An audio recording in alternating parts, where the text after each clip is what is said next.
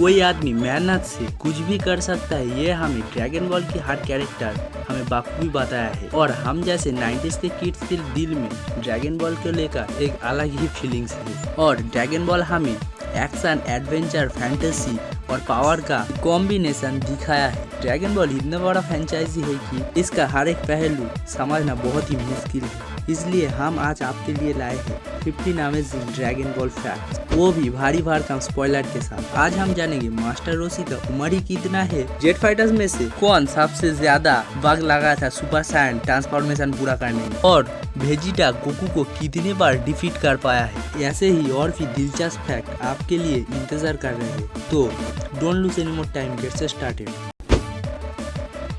Dragon ball anime series का one of the most powerful warrior and show का star Goku अनगिनत विलेन और गॉड लेवल बीइंग को हराया है या उनसे कड़ी टक्कर ली है। गोकू की हर एक फाइट कितना ज्यादा दिल दहला देने वाले है ये तो आप जानते ही होंगे, और कितना ज्यादा खून खराबा भी होता है। आपको लगता है गोकू बहुत लोगों को मार चुका होगा, मगर ऐसा नहीं है। वो अभी तक सिर्फ 2 ही लोगों को मार पाया है। इससे ज्यादा गोहान ने ज्यादा कैरेक्टर को मारा है। गोकू जो 2 कैरेक्टर को मारा है वो है Babidi's minion Yakon and kid Buu. Weak मगर बहुत ही पावरफुल, इंटरेस्टिंग एंड ठरकी कैरेक्टर मास्टर रोशी की उम्र है 350 साल, जो सुनने में काफी ज्यादा है। हाँ, वो उतना ही उम्र का है, मगर उनके ठरक से ऐसा नहीं लगता ना। ड्रैगन बॉल में बहुत सारे स्ट्रेंज थिंग्स में से वॉरी भी एक थिंग्स है कि मास्टर रोशी कभी भी मार नहीं सकते, वो इमोर्टल है। गोकू, दादा Gohan, Yamcha, Krillin, X king ऐसे बहुत सारे हीरोज का teacher, intelligent and strange master Roshi का इमोर्टल होने के पीछे एक रीजन है। वो है मास्टर रोशी का एक इमोर्टल फिनिक्स था जो मास्टर रोशी को इटर्नल लाइफ दिया था। सुपर सायन ट्रांसफॉर्मेशन मेंटेन करने के लिए बहुत ही ज़्यादा सीरियस पावर और एनर्जी लगता है, यानी कोई भी आसानी से सुपर सायन को मेंटेन नहीं कर सकता है। तब भी ड्रैगन बॉल के हर कैरेक्टर धीरे धीरे ये सीख जाता है, मगर गोहान ड्रैगन बॉल की एक लौता ऐसा कैरेक्टर है जिसे सुपर सायन को होल्ड करने में बहुत ही ज़्यादा बग लग गया था। वो ये 29th एपिसोड में कर पाया था। ड्रैगन बॉल एनिमे सीरीज में अनगिनत हीरो है और उतना ही विलेन है जो एक दूसरे से आपस में कभी नहीं मिला। ऐसा कि जो हीरो सभी विलेन से मिल चुका है, तब भी वो हीरो उन विलेन्स का हर ट्रांसफॉर्मेशन फॉर्म नहीं देखा होगा। मगर ड्रैगन बॉल में क्रिलिन एक ऐसा लौता कैरेक्टर है जो ड्रैगन बॉल के हर विलेंस को देखा है और उसका ट्रांसफॉर्मेशन फॉर्म भी देखा है, जैसे कि वेजिटा, फ्रीजा, सेल, बुई ऐसे बहुत सारे विलेंस हैं। ड्रैगन बॉल एनिमे सीरीज में क्रिलिन को इंट्रोड्यूस करने का प्लान आकिरा तोरियामा का नहीं था। ये प्लान था आकिरा तोरियामा का एडिटर काजुहिको तोरिशिमा का। ये फील किया था कि गोकू ड्रैगन बॉल में अपने आप में ही एक रेयर कैरेक्टर है, तो एक और कैरेक्टर ऐसे इंट्रोड्यूस करा जाए जो इस सीरीज का जान बढ़ा दे। इसलिए तोरिशिमा इस कैरेक्टर का इंट्रोड्यूस करने का प्लान दिया था। गोकू एनिमे हिस्ट्री का एक बहुत ही इम्पोर्टेंट कैरेक्टर है, इसलिए टॉय एनिमेशन के रिक्वेस्ट पे जापान गवर्नमेंट साल की 9 मई को गोकू डे डिक्लेयर किया है। कि इस डेट को चुनने का रीजन क्या है? रीज़न कुछ नहीं है, रीज़न ये है कि जापानीज लैंग्वेज में 5 और 9 को गो और कू पढ़ा जाता है, इसलिए इस तारीख को गोकू डे का नाम दिया गया। और इस दिन जापान में हॉलीडे रहता है, मगर ये हॉलीडे को सेलिब्रेट करने के लिए ऑफिशियली कोई तरीका नहीं है। गोकू को डिफीट करने के लिए वेजिटा कितना ज़्यादा डेस्परेट है ये तो आप एनिमे सीरीज से जान ही चुके होंगे।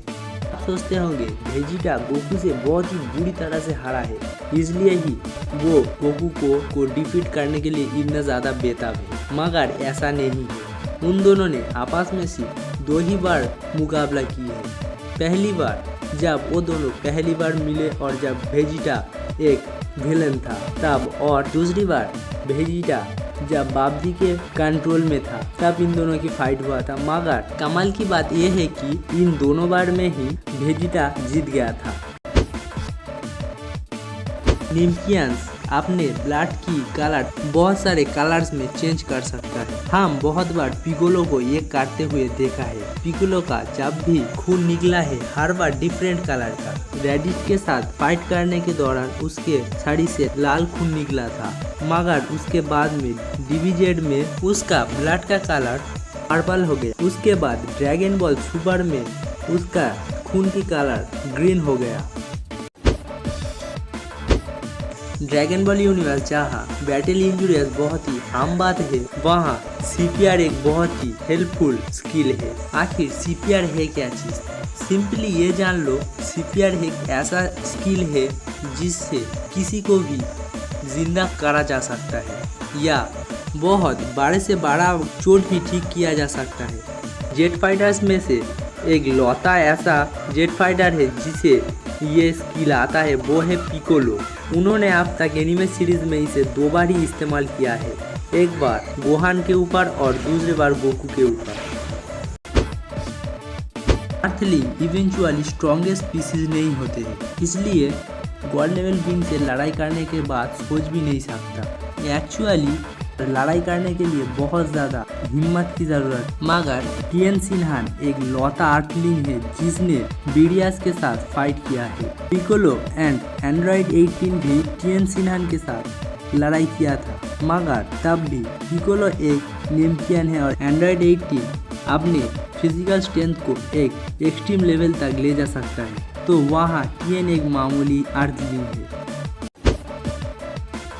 यामचा हर बार कोई ना कोई रीजन से वर्ल्ड मार्शल आर्ट्स टूर्नामेंट में हिस्सा लेता है और हमेशा वो सेम ही प्लेस में आकर हार जाता है। वो हमेशा क्वार्टर फाइनल चलने के दौरान ही हार जाता है। जैसे कि 21 मार्शल आर्ट टूर्नामेंट में वो जैकी चुन से हारा था, 22 टूर्नामेंट में टिएन से हारा था और 23rd मैच में वो हीरो से हारा था जो कामी बन के आया था। राइटर उन्हें क्यों ऐसे हाराता है तो वो राइटर ही सिर्फ जानता है।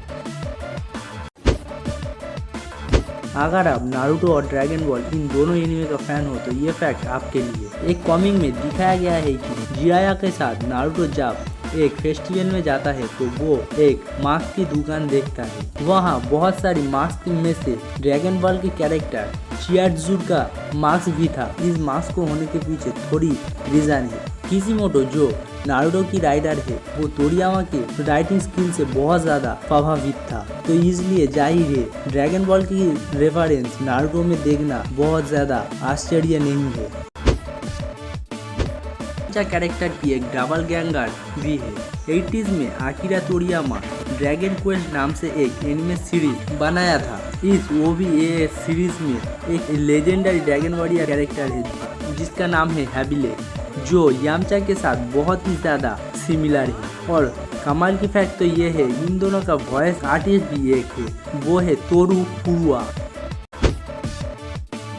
टिएन सिन्हान को आर्टिस्ट ने यूजुअली 3 आइस के साथ पोर्ट्रे किया है, 2 आइस नॉर्मली जगह पे और एक उसके फोर्स हेड में।